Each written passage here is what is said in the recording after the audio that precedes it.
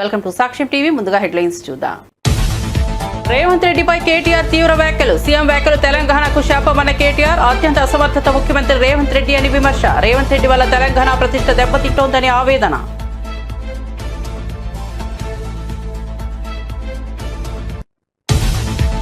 AP కేంద్ర మంత్రుల్ని చూస్తే సంతోషం వేసిందన్న అద్దంకి దయాకర్. అమరావతి కోసం 1,00,000 కోట్ల రూపాయలు తీసుకొచ్చారన్నారని వ్యాఖ్య. తెలంగాణ బీజేపీ ప్రతినిధులు ఏమీ తీసుకురావడం లేదని విమర్శ. తెలంగాణ ఆర్థిక పరిస్థితిపై రేవంత్ రెడ్డి వాస్తవాలను వివరించారని వ్యాఖ్య. తెలంగాణలో ఆర్టీసీ సమ్మె వాయిదా. తెలంగాణలో ఆర్టీసీ కార్మికులు తలపెట్టిన సమ్మె వాయిదా. మంత్రి పొన్నం ప్రభాకర్తో ఆర్టీసీ జేఏసీ తలపెట్టిన చర్చలు సఫలం.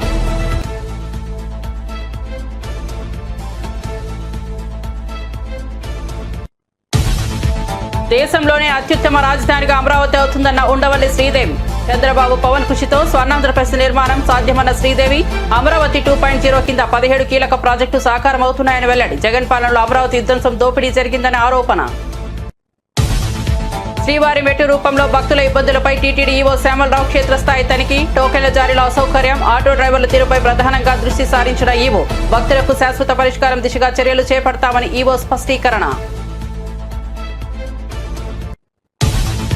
విశాఖలో కరాచీ బేకరీ పేరుపై వివాదం. విశాఖలో కరాచీ బేకరీ పేరును వెంటనే మార్చాలని డిమాండ్. జనజాగరణ సమితి డిమాండ్. పాకిస్తాన్ నగరమైన కరాచీ పేరుపై అభ్యంతరం. తక్షణమే పేరు మార్చాలని, లేదంటే దేశద్రోహం కేసును పెట్టాలని డిమాండ్. ఇక వార్త వివరాల్లోకి వెళ్తే, ముఖ్యమంత్రి రేవంత్ రెడ్డి ఉద్యోగ సంఘాల సమావేశంలో చేసిన వ్యాఖ్యలపై బీఆర్ఎస్ వర్కింగ్ ప్రెసిడెంట్ కేటీఆర్ తీవ్రంగా స్పందించారు. ఎక్కడికి వెళ్లినా దొంగలా చూస్తున్నారని ముఖ్యమంత్రి అంటున్నారు. మరి దొంగను దొంగలా కాకుండా ఎలా చూస్తారు? నోట్ల కట్టలతో దొరికిన దొంగను ఖచ్చితంగా దొంగ అని అంటారు. దొంగలాగే చూస్తారు. ఒక విశ్వసనీయత లేని ఓటుకు నోటు దొంగను కాంగ్రెస్ అనే ఒక వెర్రి పార్టీ గుడ్డిగా నమ్మి ముఖ్యమంత్రిని చేసింది. కానీ దేశంలో మిగతా ఎవరూ నవ్వడం లేదు. మోసగాళ్లను, దొంగలను దొంగే అంటారు. చివరి రోజు వరకు నిన్ను అలానే అంటారు. కాంగ్రెస్ పార్టీ దొంగ చేతికి తాళాలు ఇచ్చిందని తీవ్రంగా మండిపడ్డారు. ఆనాడు ఒకసారి ఎన్ని మాటలు చెప్పిండండి మన రాష్ట్ర ప్రభుత్వ ఉద్యోగులకి, ఎన్ని హామీలు ఇచ్చిండు. అసలు ఉద్యోగుల గురించి, ఉద్యోగుల త్యాగాల గురించి, ఉద్యోగులు తెలంగాణ కోసం చేసిన పని గురించి రేవంత్ రెడ్డికి కనీసం ఇసుమంతన తెలుసా? అసలు ఆనాడు కేసీఆర్ గారు నిరాహార దీక్షకు పోయిందే ఉద్యోగ గర్జన సభ నుంచి.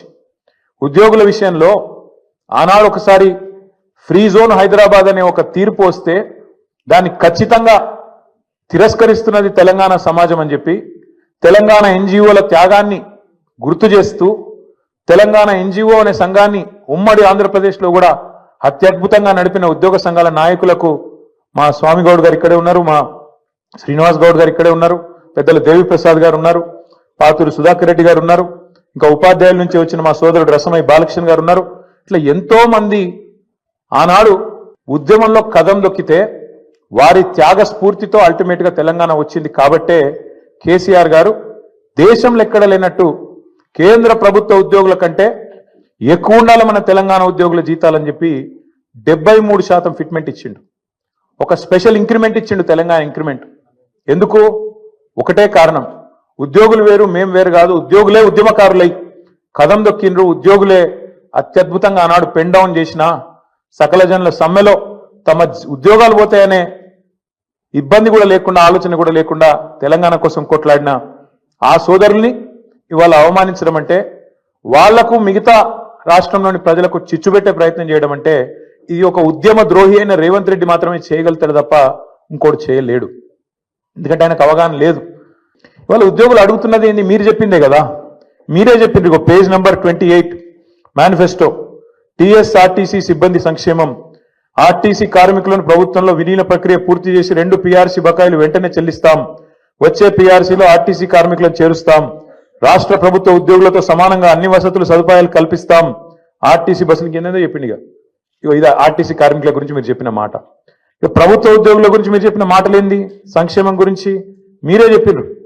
రాష్ట్ర ప్రభుత్వ ఉద్యోగులందరికీ పెండింగ్ లో ఉన్న 3 డిఏలు తక్షణమే చెల్లిస్తాం. రాష్ట్ర వ్యాప్తంగా ఉన్న ఉద్యోగ ఉపాధ్యాయులకు 1వ తారీఖున వేతనాలు అందే విధంగా చర్య తీసుకుంటాం. సప్లిమెంటరీ బిల్లులు 15 రోజులు చెల్లిస్తాం. సిపిఎస్ విధానాన్ని రద్దు చేసి ఓపీఎస్ తెస్తాం. పెన్షనర్లకు ఉద్యోగులకు ఇచ్చే డిఏలను సకాలంలో ప్రకటించి బకాయిలను వెంటనే ఇస్తాం. 317 రద్దు చేస్తాం. కాంగ్రెస్ ప్రభుత్వం ఏర్పాటైన వెంటనే కొత్త పీఆర్సీ ప్రకటించి 6 నెలలలోపు సిఫార్సులు అమలు చేస్తాం.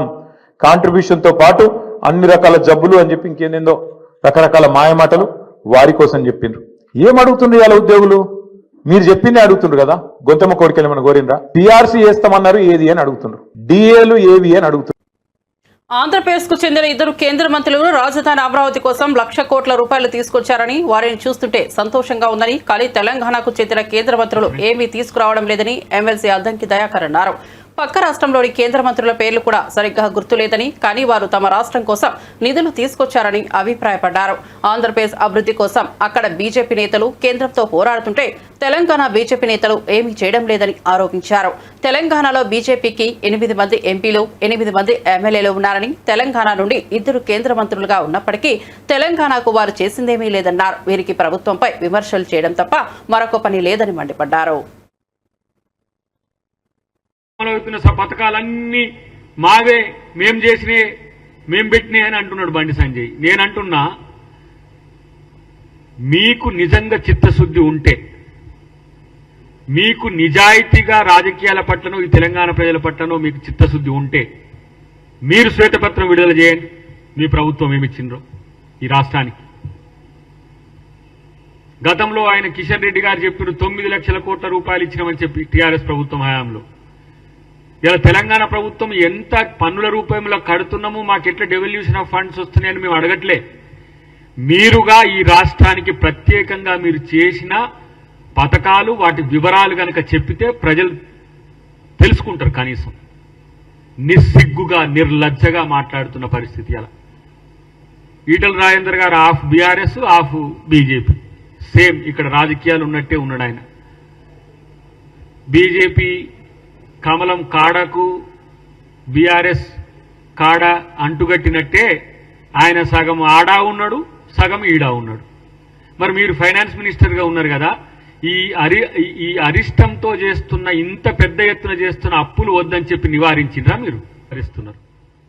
సరే, రాష్ట్రాల్లో ఆ స్థాయి ఆలోచన ఉందా లేదా బీజేపీ బీఆర్ఎస్ నాయకులకు అనేది వాళ్ళు ఆలోచించుకోవాలి. కానీ కాంగ్రెస్ పార్టీ ఒకవైపు బీజేపీ ప్రభుత్వంతో విధానపరమైన అంశాల్లో విమర్శలు చేస్తున్నప్పటికి కూడా జాతి భద్రత గురించి, శాంతి భద్రతల గురించి, వాటి విఘాతం గురించి జరిగే అంశాల్లో, దేశ భద్రతకు వచ్చే నష్టం విషయంలో మా నాయకులు, కేంద్ర నాయకులంతా కూడా ప్రభుత్వం తీసుకున్న నిర్ణయాలకు సమర్థిస్తున్న ఈ క్రమంలో ఒక ఏం పదం వాడాలి వాళ్ళు, పిచ్చి కుక్కల్లాగా ఈ అరుసుడు చూస్తే ఏమనుకోవాలనో అర్థం కావట్లేదు. సరే, తెలియని వాళ్ళ అంటే కాదు.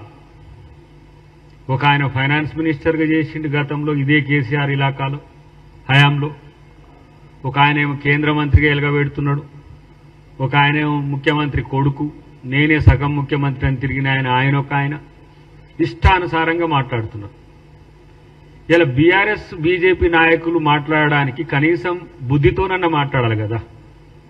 ఎట్లాగూ నోటి శుద్ధి లేకున్నా సరే, ఆర్థిక విధ్వంసం, ఒక రకంగా చెప్పాలంటే ఆర్థిక విధ్వంసం, విస్ఫోటం ఈ రాష్ట్రంలో చేసిన బీఆర్ఎస్ ఇలా తగుదునమ్మా అని మాట్లాడుతున్నాడు. మనోనికేమో కాలుకు పుండైన గుణమేం మానలే. తిరుమల శ్రీవారిని కాలినడకన దర్శించుకునే భక్తుల సౌకర్యార్థం శ్రీవారి మెట్టు మార్గంలో వసతులను మరింత మెరుగుపరుస్తామని టీటీడీ ఈవో జె శ్యామలరావు భరోసా ఇచ్చారు. ఈ మార్గంలో దివ్య దర్శనం టోకెన్లు పొందేందుకు భక్తులు పడుతున్న ఇబ్బందులు, ఆటో డ్రైవర్ల నుంచి ఎదురవుతున్న అసౌకర్యంపై అందిన సమాచారం మేరకు ఆయన క్షేత్రస్థాయిలో పరిస్థితిని సమీక్షించారు. ఈ తనిఖీలలో టీటీడీ అదనపు ఈవో సిహెచ్ వెంకయ్య చౌదరి, జేఈఓ వి వీరబ్రహ్మం కూడా పాల్గొన్నారు. ఈ సందర్భంగా ఈవో శ్యామలరావు మాట్లాడుతూ, శ్రీవారి మెట్టు మార్గంలో టోకెన్ల కోసం భక్తులు తీవ్ర ఇబ్బందులు ఎదుర్కొంటున్న విషయం తమ దృష్టికి వచ్చిందని తెలిపారు. ఆటో డ్రైవర్ల నుంచి కూడా సరైన సహకారం లభించడం లేదని, వారు టీటీడీ కల్పిస్తున్న సౌకర్యాలను తమ స్వప్రయోజనాలకు వాడుకుంటూ భక్తుల నుంచి అధిక ఛార్జీలు వసూలు చేస్తున్నారన్న ఆరోపణలు కూడా ఉన్నాయని పేర్కొన్నారు. ఈ సమస్యలకు శాశ్వత ప్రాతిపదికన పరిష్కారం కనుగొనేందుకు చర్యలు తీసుకుంటామని ఈవో స్పష్టం చేశారు. దర్శించుకోవడానికి వెళ్ళే భక్తులకి 3,000 నుంచి 4,000 టికెట్లు ఇస్తున్నాము. ఇక్కడ భక్తులు టికెట్లు పొందడానికి ఒక్కొక్కసారి రష్ ఎక్కువగా ఉన్నప్పుడు ఇబ్బందులు పడుతున్నారు. ఆటోల దగ్గర నుంచి కోఆపరేషన్ లేదు, కొంత ఎక్స్ప్లాయిటేషన్ కూడా చేస్తున్నారు అనేది మీడియాలో అది చూసాము. మేము కూడా వచ్చి అబ్జర్వ్ చేసాము. అది పోలీసు విభాగం నుంచి ఆ విషయాల్లో చూస్తున్నారు. ఇంకేమన్నా పర్మనెంట్గా ఏమన్నా దీనికి ఏమైనా చేయొచ్చా అనేది పరిశీలిస్తున్నాము. దీనికి వేరే ఆప్షన్స్ ఏమున్నాయి, వేరే విధంగా ఏ విధంగా చేస్తే భక్తులకు వచ్చి ఉన్న ఇబ్బందులు ఎలా తొలుగుతాయి అనేది చూస్తున్నాం. బస్సులు ఏమన్నా పెంచడానికి అవకాశం ఉందా, ఉచిత బస్సులు నుంచి కౌంటర్లు ఏమన్నా పెంచడమా, వేరే చోట పెట్టడమా, ఇవన్నీ కూడా పరిశీలిస్తున్నాం. పహల్గామ్ ఉగ్రదాడి నేపథ్యంలో విశాఖపట్నం నగరంలోని వెంకోచిపాలెంలో ఉన్న కరాచీ బేకరీ పేరు వివాదాస్పదంగా మారింది. ఈ బేకరీ పేరును తక్షణమే మార్చాలంటూ జనజాగరణ సమితి ప్రతినిధులు డిమాండ్ చేస్తూ ఆందోళనకు దిగారు. పాకిస్తాన్కు చెందిన నగరం పేరును భారతదేశంలో ఒక వ్యాపార సంస్థకు పెట్టడం ఎంతవరకు సమంజసమని వారు ప్రశ్నించారు. విశాఖపట్నంలోని డైమండ్ పార్క్ రోడ్డులో ఉన్న కరాచీ బేకరీ ఎదుట జనజాగరణ సమితి సభ్యులు నిరసన కార్యక్రమం చేపట్టారు. పాకిస్తాన్లోని ప్రధాన నగరమైన కరాచీ పేరును బేకరీకి పెట్టడాన్ని వారు తీవ్రంగా వ్యతిరేకించారు. ఇది దేశ ప్రజల మనోభావాలను దెబ్బతీయడమేనని సమితి ప్రతినిధులు ఆగ్రహం వెలుబుచ్చారు. బేకరీ యాజమాన్యం వెంటనే స్పందించి పేరును మార్చాలని వారు కోరారు. ఏపీ రాజధాని అమరావతి దేశంలోనే అత్యుత్తమంగా రూపుదిద్దుకుందోనుందని మాదిగ రిజర్వేషన్ చైర్మన్ ఉండవల్లి శ్రీదేవి ధీమా వ్యక్తం చేశారు. తెలుగుదేశం పార్టీ కేంద్ర కార్యాలయంలో ఏర్పాటు చేసిన మీడియా సమావేశంలో ఆమె మాట్లాడారు. ముఖ్యమంత్రి చంద్రబాబు నేతృత్వంలో అమరావతి పునఃనిర్మాణ కార్యక్రమాలు అత్యంత వైభవంగా ప్రారంభమయ్యాయని, ప్రపంచానికి దీటైన రాజధాని నిర్మాణానికి ఆయన అహర్నిశలు శ్రమిస్తున్నారని తెలిపారు. ప్రధాని నరేంద్ర మోదీ 49,000 కోట్ల విలువైన 74 పనులకు శంకుస్థాపన చేయడం, కేంద్ర ప్రభుత్వం అమరావతి పునఃనిర్మాణానికి సంపూర్ణ మద్దతు ప్రకటించడం రాష్ట్ర అభివృద్ధికి శుభ పరిణామమని శ్రీదేవి అన్నారు. ముఖ్యమంత్రి చంద్రబాబు, ఉప ముఖ్యమంత్రి పవన్ కళ్యాణ్ కలిసికట్టుగా ఈ పనులు పూర్తి చేయాలని ప్రధాని సూచించారని గుర్తు చేశారు. ఐటీ శాఖ మంత్రి నారా లోకేష్ కృషి కూడా అమరావతి నిర్మాణంలో కీలకమని ప్రశంసించారు. నుంచి సంపూర్ణ మద్దతు ఉంటుంది. అంతేకాకుండా ఇంద్రలోక రాజధాని అమరావతి, మరి ఆంధ్రప్రదేశ్ రాజధాని అమరావతి అంటే స్వర్ణాంధ్రప్రదేశ్కి ఈ నిర్మాణాలు ఒక శుభ సంకేతం. ఇవి కాంక్రీట్స్ కాదు, ఏపీ ప్రగతికి, వికసిత్ భారత్కి బలమైన పునాదులు అని చెప్పడం జరిగింది. పవన్ కళ్యాణ్ గారిని, చంద్రబాబు నాయుడు గారిని మనందరం కూడా కలిసి పని చెయ్యాలి, మనమే చెయ్యాలి అని గట్టిగా గొప్ప నినాదం ఇచ్చారు పిఎం మోడీ గారు. ఎప్పుడైతే రాజధాని అమరావతి పనులు రీస్టార్ట్ అయినాయో వైసీపీ జగన్ ముఠా గుండెల్లో వేదన స్టార్ట్ అయింది. వెంటనే మరి మీరు గమనిస్తే అవినీతి విషపత్రిక సాక్షి పేపర్లో వాళ్ళ విలేకరి ఒకటి వ్యాసం రాస్తాడు. అదేంటంటే వేదనలో రాజ్యం, వేడుకలో రాజధాని. అసలు వేదనలో ఉంది ఎవరు? అశేష ప్రజానికం, నాయకులు, ఎన్డీఏ కూటమి ప్రజలందరూ కూడా తరలి వచ్చి పిఎం మోడీ చేతుల మీదుగా మరి అమరావతి పునర్నిర్మాణ ప్రారంభం అయితే మరి ప్రజలందరూ ఎంతో సంతోషంగా ఉంటే, గత ప్రభుత్వంలో మీరు గమనిస్తే కేసులు, ధన ప్రాణ నష్టాలు, ప్రజలు బిక్కుబిక్కుమంటూ బ్రతికిన రోజులు. మీరు ఒకసారి అసెంబ్లీ రికార్డ్స్ గమనిస్తే అప్పటి సీఎం జగన్మోహన్ రెడ్డి గారు ఏమన్నారు? నేను మాట తప్పను, మడమ తిప్పను, విశ్వసనీయతలు, విలువలు మా ప్రభుత్వానికి పెద్ద పెట్టు అని చెప్పే ఆయన అమరావతి మీద 30,000 ఎకరాలు కావాలని చెప్పి మరి ఆయన మాట తప్పాడా? అమరావతి విషయంలో మడమ తిప్పాడా? మరి ఈ విధంగా ఈ రివర్స్ అంటే ప్రజలను మభ్యపెట్టేటట్లు ఉన్నదాన్ని విక్రీకరించి మరి ఈ విధంగా రాయటం అనేది ఇక్కడ రాష్ట్ర ప్రజలు గమనించాలి. మీరు కనుక ఒకటి చలం గారు ఒక సూక్తి చెప్తారు. అదేంటంటే కృష్ణశాస్త్రి బాధ ప్రపంచానికి బాధ, శ్రీశ్రీ బాధ ప్రపంచానికి బాధ అని చెప్తారు. అంటే ఈ యొక్క సూక్తి అనేది సరిగ్గా జగన్మోహన్ రెడ్డి గారికి సరిపోద్ది. ఎందుకంటే ఇప్పుడు రాష్ట్ర ప్రజలందరూ కూడా సంతోషంగా ఉంటే మరి వేదనలో ఉంది, బాధలో ఉంది ఎవరు? జగన్మోహన్ రెడ్డి గారు. ఆయన కనుక ఆయన చెప్పిన మాటలు అమరావతి గురించి ఏ విధంగా మరి అమరావతిని అటకెక్కించారో, పనులు ఏ విధంగా చేయకుండా మరి అమరావతిని కొల్లబడిచారో రాష్ట్ర ప్రజలందరూ దాన్ని గమనించాలి. మరి దుర్యోధనుని యొక్క అత్యాసే కురువంశం నాశనం. అంటే ప్రతి దానికి కూడా నాకే కావాలి, నేనే దోచుకోవాలి, దోచుకో పంచుకో తినుకో అని కాన్సెప్ట్లతో అక్కడ రాజధాని పనులు అటకెక్కించి రోడ్లను తవ్వేసి కంకర్లు కొట్టేసి మరి ఆయన చేసిందేంటి? కార్యకర్తలకి అక్కడ వైసీపీ బాపట్ల ఎంపీ అయిన నందిగం సురేష్కి దోచిపెట్టాడు. తెలంగాణ పేద రాష్ట్రం కాదు, దేశంలోనే అత్యధికంగా వరి పండించే రాష్ట్రమని, నిజాం కాలం నుంచే రైల్వే రవాణా వ్యవస్థలు ఉన్నాయంటూ ఎంపీ ఈటెల రాజేందర్ పేర్కొన్నారు. కాకతీయులు నిర్మించిన చెరువులు తెలంగాణలో అభివృద్ధికి అద్దం పడతాయని చెప్పారు. అలాంటి తెలంగాణను ముఖ్యమంత్రి రేవంత్ రెడ్డి దివాలా తీశాడంటూ దివాలా కోరు మాటలు మాట్లాడుతున్నారని ఎద్దేవా చేశారు. సన్న బియ్యంతో అన్నం తిన్న మొట్టమొదటి రాష్ట్రంగా తెలంగాణ నిలిచిందని గుర్తు చేశారు. పరిపాలించే అనుభవం లేకుండా రేవంత్ ఏం మాట్లాడాలో కూడా తెలియక మాటలతో తప్పుదారి పట్టిస్తున్నారని విమర్శించారు. పాలన అనుభవం లేనివాడు పాలకుడిగా ఎలా ఉంటాడో ప్రజలు గమనిస్తున్నారని హెచ్చరించారు. అనుభవం లేక ఏది మాట్లాడనో, ఏది మాట్లాడకూడదో, ఏది చేయాలనో, ఏది చేయకూడదో ఆ గంభీరత లేనటువంటి రేవంత్ రెడ్డి ఇవాళ చివరికి తెలంగాణ రాష్ట్రాన్నే ఒక దివాలాకోరు రాష్ట్రంగా, తెలంగాణ ప్రజల్ని ఎందుకు పనికిరాని వాళ్ళుగా ఇవాళ చిత్రీకరించే ప్రయత్నం చేయడాన్ని తీవ్రంగా ఖండిస్తున్నాం. తెలంగాణ ప్రజలారా, మీరు లోతుగా ఈ సందర్భంలో ఆలోచించాల్సిన అక్కడ ఉంది. నిజంగా రేవంత్ రెడ్డి గారు చెప్పేది నిజమా? దానికి వాస్తవాలు ఏంటి తెలుసుకోవాల్సిన అక్కడ ఉన్నది. నిన్నటి దాకా శాసనసభలో 10 సంవత్సరాల కాలం పాటు పర్ క్యాపిటా ఇన్కంలో నంబర్ 1 తెలంగాణ, వరి ఉత్పత్తిలో నంబర్ 1 తెలంగాణ, జిఎస్డిపి పెరుగుదలలో నంబర్ 1 తెలంగాణ,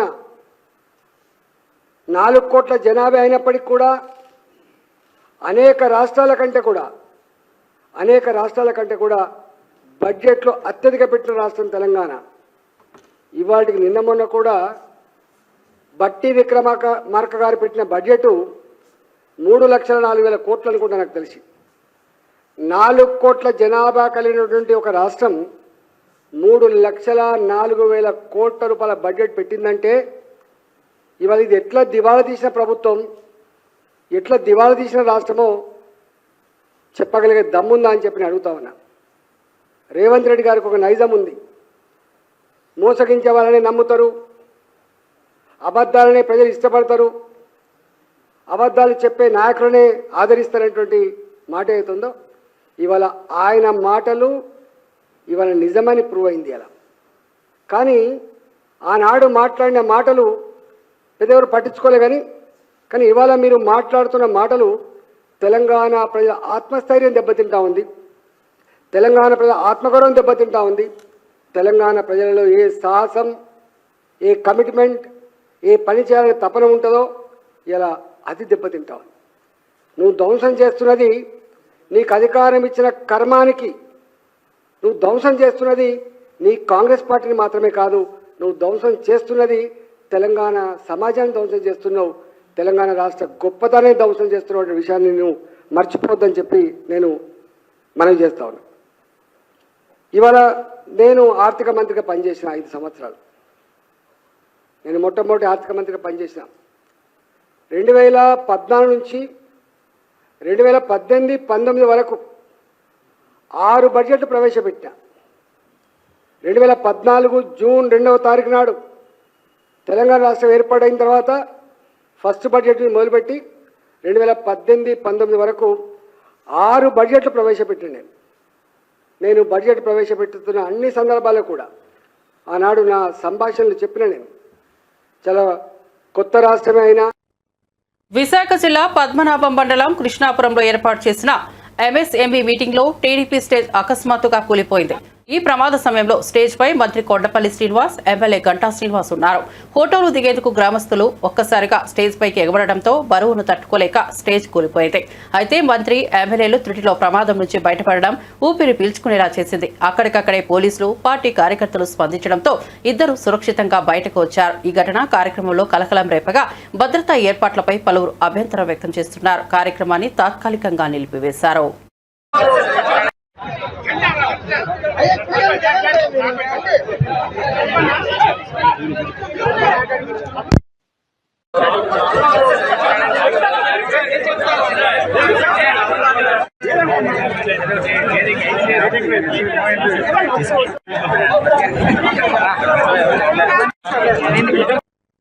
హైదరాబాద్ నగరంలోని గచ్చిబౌలిలో హైడ్రా అధికారులు భారీ స్థాయిలో కూల్చివేతలు దాడులు నిర్వహించారు. ఈ దఫా Sandhya convention centre, mini hall, food కోర్టులను లక్ష్యంగా చేసుకుని అనుమతులు లేని నిర్మాణాలను తొలగించారు. ఉదయం నుంచే 3 హిటాచ్ బుల్డోజర్లతో కూల్చివేతలు ప్రారంభమయ్యాయి. Fertiliser corporation of India employees housing society layout పరిధిలో రోడ్లు, పార్కులు వంటి ఉమ్మడి స్థలాలను ఆక్రమించి నిర్మించిన గదులు, రెస్టారెంట్లు తొలగించబడ్డాయి. ఘటనా స్థలంలో పోలీసులు బందోబస్తు ఏర్పాటు చేశారు.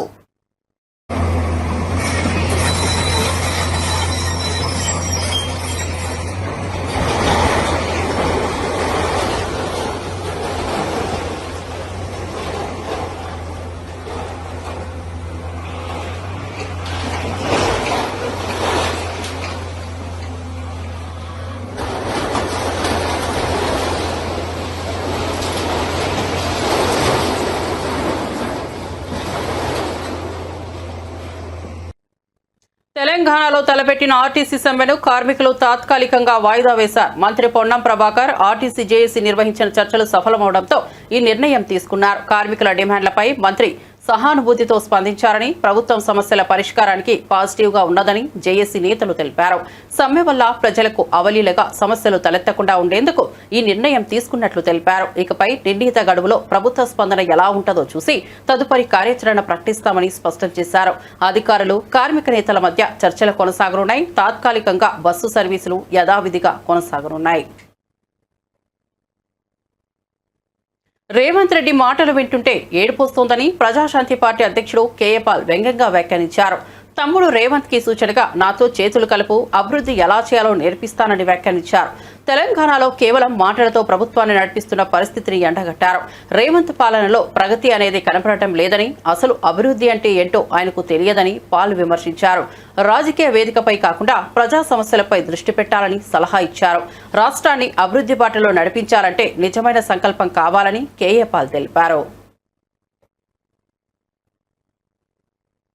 తెలంగాణ ముఖ్యమంత్రి తమ్ముడు రేవంత్ రెడ్డి మాటలు వింటే ఏడ్పు వస్తుంది. మమ్మల్ని దొంగల్లా చూస్తున్నారు, మమ్మల్ని భిక్షగాల్లా చూస్తున్నారు, ఢిల్లీలో మాకు అపాయింట్మెంట్ లేవు, విదేశాల నుంచి డబ్బు తేలేము, శాలరీలు కట్టలేము, మమ్మల్ని మొక్కలు చేసుకొని తిన్నా వినండి చేస్తున్నా కోట్లకు వడ్డీ ఎవరు కడతారు? అదే పరిస్థితి ఆంధ్రప్రదేశ్ లో కూడా. తెలుగు ప్రజలారా, ఈ ముఖ్యమంత్రులు మారి నాతో పాటు గత వారం వాషింగ్టన్ డీసీలో, అమెరికాలో, 2 వారాల క్రిందట టర్కీ, యూరప్ లో సమిట్లకు వచ్చుంటే 100,000 కోట్లు, కనీసం సంవత్సరానికి 1,02 కోట్లు తెచ్చుకున్నా నిరుద్యోగులు ఆత్మహత్య చేసుకోరు, రైతులు ఆత్మహత్య చేసుకోరు, జీతాలు ఉద్యోగస్తులకు ఇవ్వచ్చు, ఇన్వెస్ట్మెంట్లు తేవచ్చు, అభివృద్ధి చేయొచ్చు. అంటే కలుద్దాం అంటారు, మరి కలరు. వాళ్ళు కలిసేటట్టు ప్రార్థించండి. ఈ వీడియో వారికి చేరేటట్టు ప్రతి మీడియా బ్రాడ్కాస్ట్ చేయండి, షేర్ చేయండి. లేదంటే ఇప్పుడున్న రాజకీయ నాయకులు చిత్తుగా అన్ని పార్టీలు ఓడించి ప్రజాశాంతి పార్టీని గెలిపించి రాష్ట్రాన్ని, దేశాన్ని కాపాడుకుందాం. పెరిగిన విద్యుత్ ఛార్జీలను తక్షణమే తగ్గించాలంటూ డిమాండ్ చేస్తూ ఎన్టీఆర్ జిల్లా వైఎస్ఆర్సీపీ అధ్యక్షులు దేవినేని అవినాష్ విద్యుత్ నిలయం సీఎండీ కార్యాలయంలో అధికారులకు మెమో అందజేశారు. ప్రజలపై భారం పెడుతున్న ప్రభుత్వం వెంటనే నిర్ణయాన్ని వెనక్కు తీసుకోవాలని హెచ్చరించారు. ఆయన వెంట డిప్యూటీ మేయర్ బెల్లం Durga, floor leader Venkata Satyanarayana, senior నాయకుడు కడియాల బుచ్చిబాబు, కార్పొరేటర్లు, డివిజన్ ఇన్ఛార్జీలు పాల్గొన్నారు. పెరిగిన ఛార్జీలతో సామాన్య ప్రజలు తీవ్రంగా ఇబ్బంది పడుతున్నారని తెలిపారు. రాష్ట్ర ప్రభుత్వం ప్రజా వ్యతిరేక విధానాలను అవలంబించకుండా ప్రజల పక్షాన నిలవాలని వైఎస్ఆర్సీపీ నేతలు స్పష్టం చేశారు. ప్రతి నియోజకవర్గంలో గల కరెంటు ఛార్జీలు పెంచినందుకు నిరసనగా ఈరోజు ప్రతి నియోజకవర్గంలో సబ్స్టేషన్ ఎదురుగుండా కానివ్వండి, లేకపోతే సంబంధిత అధికారులు ఒక కార్యాలయం ముందు నిరసన కార్యక్రమం చేపట్టి అధికారులకి వినతి పత్రం ఇచ్చే కార్యక్రమం ప్రతి నియోజకవర్గంలో ఎన్టీఆర్ జిల్లా వైఎస్ఆర్ కాంగ్రెస్ పార్టీ ఆధ్వర్యంలో జరగటం జరిగింది. ఏదైతే కూటమి ప్రభుత్వం అధికారంలోకి రాకముందు కరెంటు ఛార్జీలు మేము పెంచము అని చెప్పని ఆ రోజు అబద్ధపు హామీలతో అధికారంలోకి వచ్చిన తర్వాత కేవలం సంవత్సరం కాలంలోనే ఈరోజు సామాన్య ప్రజానికం ఇబ్బంది పడే విధంగా, వాళ్ళ నడ్డి విరిచే విధంగా ఈరోజు కరెంటు ఛార్జీలు పెంచింది కూటమి ప్రభుత్వం. ఈరోజు మేము ప్రజల దగ్గరికి వెళ్తుంటే నిజంగా వాళ్ళ బాధ చూస్తుంటే మాకు బాధ వేస్తాను. ఇదివరకు 200 రూపాయలు 300 రూపాయలు కరెంట్ బిల్ వచ్చే ప్రజానికం పాపం చిన్న చిన్న వాళ్ళు ఈరోజు 1000 రూపాయలు 1500 రూపాయలు కరెంట్ బిల్ వస్తాను. ఏ హామీలైతే మేము నమ్మి ఓటేసామో, ఏ చంద్రబాబు నాయుడు అయితే మేము చూసి తనకి తోడుగా ఉన్న పక్కన ఉన్న పవన్ కళ్యాణ్ బీజేపీని చూసి మేము ఓటేసామో, ఈరోజు మేము ఓట్లేసి మోసపోయామని చెప్పని ఈరోజు ప్రతి ఒక్కరి గారు ఆ ప్రజానీకం ఎంతో బాధపడుతున్నారు. గతంలో గారా డిసెంబర్ నెలలో వైఎస్ఆర్ కాంగ్రెస్ పార్టీ ఆధ్వర్యంలో ఆ రోజు గారా కరెంటు ఛార్జీలు పెంచిన నిరసనగా మేము కార్యక్రమాలు చేసి ఆ రోజు గారికి వినతి పత్రం ఇష్టం జరిగింది. దాదాపుగా 6-5 నెలలు అయింది. ఏం చర్య తీసుకున్నారు? తగ్గించకపోగా కరెంటు ఛార్జీలు పెంచింది ఈరోజు కూటమి ప్రభుత్వం. ముఖ్యంగా సామాన్య కుటుంబాలు, రైతులు కానివ్వండి, సామాన్య కుటుంబాలు కానివ్వండి,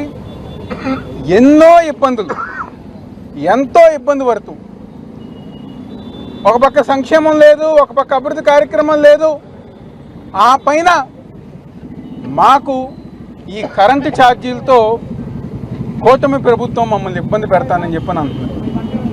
5 సంవత్సరాలు జగన్మోహన్ రెడ్డి గారి ఒక పరిపాలనలో ఏ రోజు గారా కరెంట్ ఛార్జీలు పెంచకుండా మాకు అండగా నిలిచి ఇంకో పక్క సంక్షేమ అభివృద్ధి కార్యక్రమాలు జగన్మోహన్ రెడ్డి గారు చేస్తే, ఈరోజు కూటమి ప్రభుత్వం అధికారంలోకి వచ్చిన తర్వాత అడుగడుగున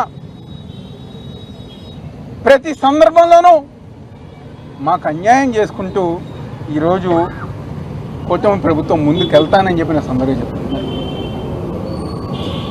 ఈరోజు ఒక్కసారి ఎవరైతే తెలుగుదేశం పార్టీ నాయకులు ఉన్నారో, జనసేన పార్టీ నాయకులు ఉన్నారో, బీజేపీ నాయకులు ఉన్నారో, ఆ రోజు మీరందరి గారు బాండ్ పేపర్ రాసిచ్చారు. కరెంట్ ఛార్జీలు పెంచమని, సంక్షేమ కార్యక్రమాలు అందిస్తామని చెప్పి. బులెటిన్ ముగించే ముందు హెడ్లైన్స్ మరోసారి చూద్దాం. రేవంత్ రెడ్డిపై కేటీఆర్ తీవ్ర వ్యాఖ్యలు. సీఎం వ్యాఖ్యలు తెలంగాణకు శాపమన్న కేటీఆర్. అత్యంత అసమర్థత ముఖ్యమంత్రి రేవంత్ రెడ్డి విమర్శ. రేవంత్ రెడ్డి వల్ల తెలంగాణ ప్రతిష్ట దెబ్బతింటోందని ఆవేదన.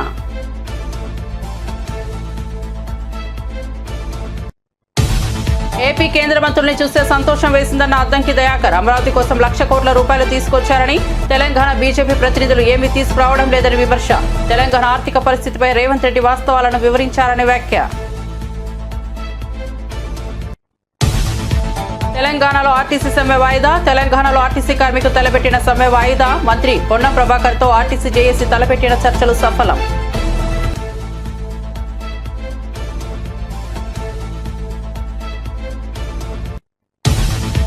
దేశంలోనే అత్యుత్తమ రాజధానిగా అమరావతి ఉండవల్లి శ్రీదేవి.